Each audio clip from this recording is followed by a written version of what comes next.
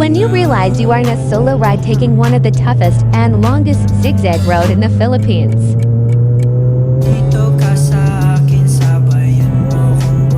But you love your bike and riding.